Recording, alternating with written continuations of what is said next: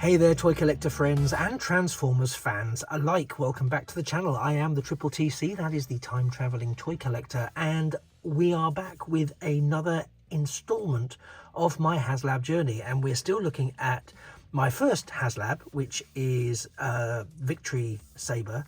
You'll have, if you've seen the other videos where we're doing it sort of as more of a breakdown. A lot of people, when they first got Victory Saber a couple of years ago, were very quick to get videos out, which was fantastic, and I fully understand why. I was in the midst of lots of other things, so I didn't. So I'm actually doing it in slightly more of a paced out version, where I'm looking at different stages of his functionality, the abilities, the features, etc. So by all means, check out the rest of the playlist, this is great, and I'd love to have you along. Today we're looking at the transformed modes, which is the V-Star Jet and Saber in his jet mode, and also the Brain of Courage out and about and flying around in the cockpit. I also know they have a combined mode, so following on from looking at them as individuals, I'll then do the combined mode and we can check out the whole thing in its entirety before in the next video moving on to Victory Leo. So here we go. Before I kick off, it would be fantastic if you could slap that like button. That would be amazing. And similarly, if you could just drop a totally free, obligation-free click on the subscription button. It just really helps me reach my next subscriber milestone, and of course helps me tackle that arch villain of darkness, the algorithm. If you can, that's great. If you can't and you're just happy to pop along for the occasional video, that's of course fine too, and I'm just glad to have you along. Let's kick off. We'll start off with the smaller element here, which is Saber. So this is the Supreme Autobot Commander Saber in his jet mode, and he's very easy to transform into this once you've got him out of the chest of Star Saber. You can see a fair bit of bot hanging off there, which is, you know, fine and as is. He does parts form a bit with his arm shield, which becomes the nose cone, which is also of course the hilt of the sword itself. I love the paint deco on this. I really do. I think that it's just a really nice little figure. It's very photogenic. I love the Autobot insignias there on the wings. I love the detailing. And I know it's a smaller bot. I know it's could easily have been a lot less than it is, but I think it just comes across really nicely. And again, you can see the arms and the bit of the body there, but that's very, you know, it reminds me a bit of, if anyone ever collected any of the GoBot robo machines, it reminds me a little bit of Fightor in terms of the underside of the body. That's probably a bit of a niche reference, so apologies if it makes no sense. It's something to Google. But I really like it. I really like the look of it. I really like the feel of it. It's very solid. There's no mucking about. And you can see there we've got the cockpit. Let me see if I can just do a quick zoom into the cockpit for you. You can see there sitting in the cockpit is the Brain of Courage, who's doing his sort of pilot work there. Now again, I've mentioned a couple of times about the Brain of Courage. I don't really understand the dynamic, how that Brain of Courage links into the whole mythology. So if that is something that you can let me know and drop a message down below, that would be absolutely fantastic, because I'd love to know how the Brain of what the synergy is between the Brain of Courage and Saber, because Saber kind of doesn't have a head or a face, at least, without a bit of the old Brain of Courage being inserted. So I'm just trying to get my head around how that works. So if you do know the answer to that, please let me know in the comments down below. And I'll get the Brain of Courage out in a little bit, but I'm just going to rest Saber down there for now. Actually, what I will do is a little size comparison. Saber in his robot mode, in his plane mode, and there is Holly. So you can see Holly's about the size of the nose cone section, which gives you a sense of that scale. And of course, it also gives you a sense of scale of that Brain of Courage. You can see that there. It's quite definitively dinky. Right, so let's take a look at Star Saber himself. So let's check out the V-Star jet. Now I've put it here on the stand. I'm going to do a little bit of rotating here just for aesthetic purposes. So I'll put Saber there because this is the stand that comes. I'll just tilt that down slightly for you. This is the stand that comes with the range. It was, I think it was one of the stretch goals actually. So obviously all the stretch goals were hit. So this is one of the positions, and the V-Star jet can be positioned on here. And I initially thought this is a very strange looking thing. Let me just get it off here. He says, there we go. Pop that over there for now. But it's actually screen accurate, because of course now I've seen the comics. I get that it's accurate. This part I don't think featured in the, not the comics, in the cartoons rather.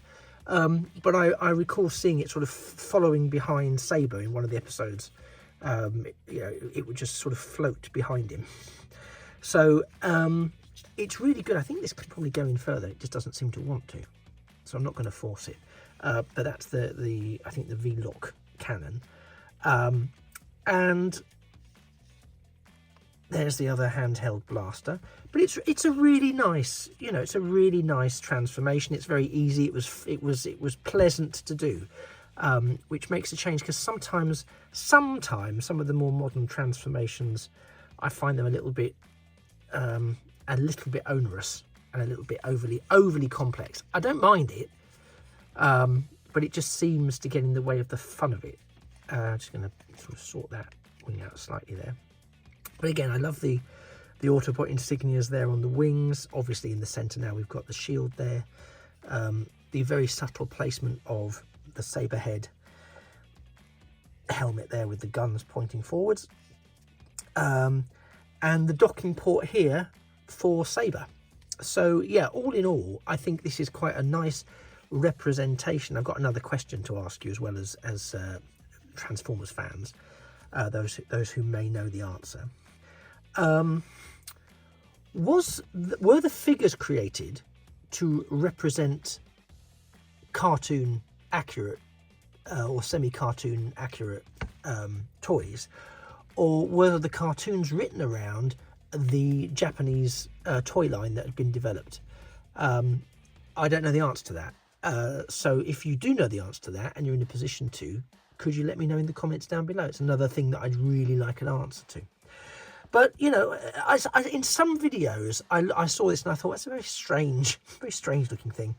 But it is accurate to the comic, to the cartoon. So again, hence my point. Is it designed to the cartoon specifications, or the specifications of the cartoon aligned to a toy that came first? So it's sort of the chicken and egg question, but from a Transformers point of view.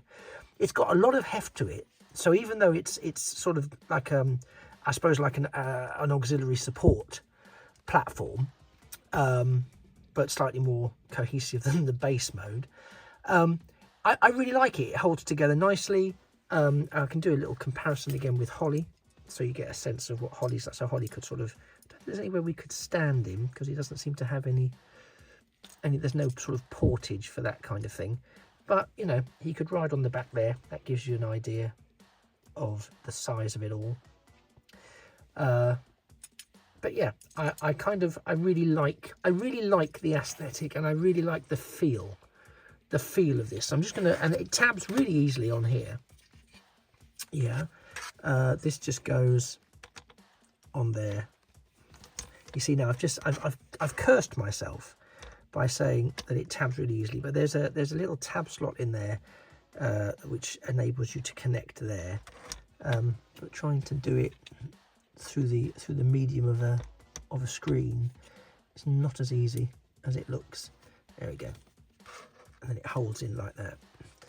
And there's an element of bounce to it, which is quite nice, because it sort of gives it a sense of in-flightness, which again I kind of like that. It's secure, but it's not too. I mean I wouldn't go mad, but it's secure, but not so it's rigid. It has a bit of fluidity and life. So the next thing I want to just take a quick look at is the Brain of Courage. So again, let me just move this slightly. So as I showed you earlier, the Brain of Courage is now situated brilliantly inside the cockpit here. Very nice. And you can see it is a wonderfully Saber-esque or Star Saber-esque design. Let me, if I hold it there and zoom in, that might be the easiest way of seeing him. Let's see if I can get the most in focus version of it, because it's very tiny, very tiny. And what's brilliant is, I'm going to use Saber's sword, is despite being very tiny, he still has articulation. The legs are conjoined, so it's very old school G1. The legs are conjoined there. But yeah, he has some minimal shoulder articulation. And I just think, considering how tiny he is, and again, for comparison, I know I showed you this a second ago, but where are we? So there is, he's like the size of Holly's calf. So the lower portion of Holly's body, or his leg, never mind his body, is the size of the Brain of Courage. And I think it's super cool how it just sort of also can be kept safe, because let's be honest folks, this is, you know, because it was sort of an exclusive set, and they were made to order ish. All of the accessories in this are literally gold dust. You cannot afford, if you want to retain value in this, you cannot afford to lose any of it. And I can tell you now, things like the blade, which I just lost. No, I didn't. Things like the blade and poor little Brain of Courage here, prime examples of things that are going to get lost along the way.